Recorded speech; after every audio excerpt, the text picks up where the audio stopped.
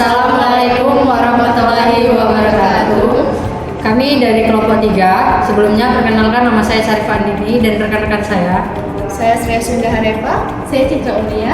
Saya Fitzka Alzahwa. Saya Rizky Sregar.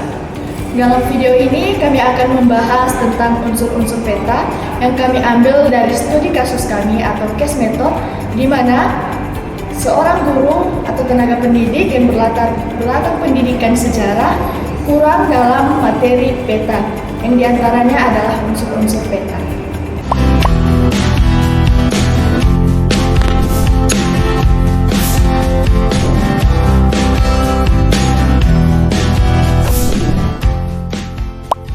Sore nanti, aku ada janji untuk belajar kelompok di rumah Zalfa. Tapi aku belum tahu di mana rumah Zalfa. Untung saja Zalfa langsung mengirimku Gmaps rumahnya. Oke, sekarang waktunya kita berangkat. Zaman sekarang kemana-mana harus ada Gmaps ya, apalagi kalau destinasinya agak jauh dan jarang didatangi. Gmaps jadi berguna sekali supaya kita tidak tersesat. Nggak kebayang sih repotnya seperti apa, apalagi zaman dulu itu belum ada teknologi yang secanggih sekarang. Kami juga harus mengingat berbagai jalan di muka bumi ini. Dari tadi aku sudah banyak menyebutkan kata Gmaps atau Google Maps. Memangnya apa sih? Gmaps itu ibarat peta yang ada di smartphone, atau istilah sederhananya itu adalah peta digital.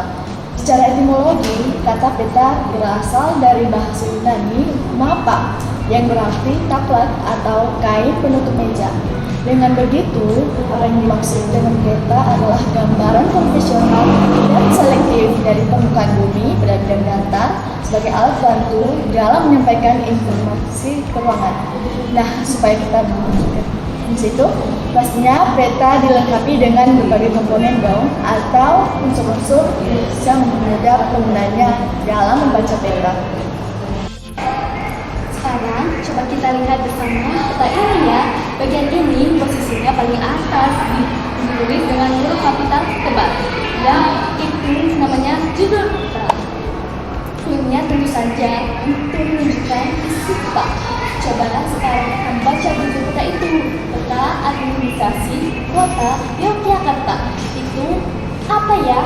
Seperti alat yang sering digunakan oleh pendaki atau yang dikenal dengan kompas. Ilustrasi kompas yang kamu lihat itu pada peta disebut sebagai orientasi atau petunjuk arah mata angin. Skala perbandingan jarak pada peta dengan jarak sebenarnya bumi misalnya ini skala 1/1 juta yang menunjukkan bahwa satuan jarak 1 cm di peta dibanding dengan satuan jarak 10 km yang di sini sebenarnya. Kemudian kita memiliki garis besar dan lintang. Garis ini membantu rangka kerja koordinat yang membantu kita untuk menentukan lokasi suatu tempat. Kalian pasti pernah menemukan bagian seperti ini kan pada peta yang fungsinya untuk memberikan informasi objek geografis. Yap, ini adalah simbol. Simbol pada peta merepresentasikan berbagai objek atau fitur geografis, sedangkan warna digunakan untuk membedakan wilayah atau fenomena fisik. Simbol sendiri dibagi menjadi 3. Yang pertama ada simbol titik yang menyajikan tempat atau data posisional. Kalau yang ini bentuknya seperti garis yang disebut dengan simbol garis. Biasanya untuk menyajikan data yang berhubungan dengan jarak. Jenis simbol yang terakhir ini banyak kaitannya dengan alam, disebut sebagai simbol area. Untuk mewakili suatu area tertentu dengan simbol yang mencakup area tertentu. Simbol saja ternyata tidak cukup, jadi kita butuh warna.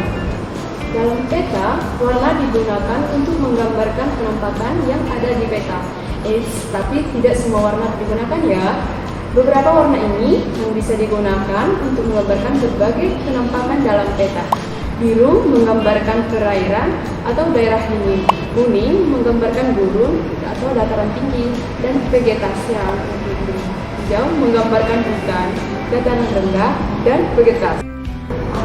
Coklat menggambarkan daerah perbukitan dan kontur. Merah menggambarkan gunung api, kota, dan jalan protokol. Terakhir, hitam menggambarkan batas wilayah. Simbol dan warna juga kurang sempurna jika tanpa legenda. Legenda pada peta mempresentasikan penjelasan atau keterangan mengenai simbol peta, seperti halnya melukis yang menggunakan teknik. Dalam pembuatan peta juga terdapat teknik penulisannya loh. Biasanya, kalau kita menulis surat izin sekolah, terdapat keterangan tanggal pembuatannya kan? Nah, sama halnya dalam peta ada sumber dan tahun, informasinya siapa yang membuat atau mempublikasikan peta, serta kapan peta tersebut dipublikasikan. Komponen yang terakhir ada insert atau peta kecil yang ada di sudut kanan bawah peta. Insert ini biasanya menunjukkan kedudukan daerah yang dipetakan terhadap daerah sekitarnya dan untuk menjelaskan antara wilayah pada peta utama dengan wilayah lain di sekelilingnya. Misalnya, Pulau Jawa sebagai peta utama, sehingga untuk melihat posisi Pulau Sumatera dengan pulau-pulau lainnya, dibuat peta Indonesia sebagai peta insetnya. Nah, itulah unsur-unsur peta yang bisa kamu ketahui. Sebenarnya unsur peta itu sendiri juga tergantung dari jenis peta yang hendak dibuat, serta siapa pembuatnya. Tapi kesemua unsur pada peta di atas merupakan fondasi dari pembuatan peta untuk bisa menghasilkan peta yang betul-betul dapat bermanfaat dan bisa dimanfaatkan sesuai dengan tujuan utama dari sebuah peta. Sampai sini dulu ya, semoga bermanfaat. Sampai jumpa di video pembelajaran lainnya.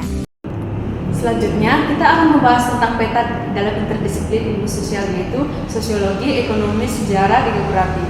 Nah, dalam sosiologi, peta digunakan untuk memahami struktur sosial dan interaksi masyarakat. Peta dapat membantu kita memahami bagaimana masyarakat berinteraksi dan berorganisasi dalam ruang. Dengan menggunakan peta, kita dapat memahami pola-pola sosial dan budaya yang ada dalam masyarakat. Yang kedua, dalam ekonomi. Dalam ekonomi, peta digunakan untuk memahami distribusi sumber daya dan kegiatan ekonomi. Peta dapat membantu kita memahami bagaimana sumber daya didistribusikan dan bagaimana kegiatan ekonomi berlangsung. Dengan menggunakan peta, kita dapat memahami pola-pola perdagangan dan investasi yang ada dalam suatu wilayah. Dalam sejarah, peta digunakan untuk memahami perubahan geografis dan sosial dalam waktu. Peta dapat membantu kita memahami bagaimana peristiwa sejarah berlangsung dan bagaimana mereka memengaruhi masyarakat. Dengan menggunakan peta, kita dapat memahami bagaimana kekuasaan dan pengaruh politik berubah sepanjang waktu. Dalam geografi, peta digunakan untuk memahami konsep lokasi, distribusi, dan interaksi spasial. Peta dapat membantu kita memahami bagaimana objek-objek di permukaan bumi berinteraksi dan bertumbuh. Dengan menggunakan peta, kita dapat memahami bagaimana fenomena geografis berlangsung dan bagaimana mereka mempengaruhi masyarakat.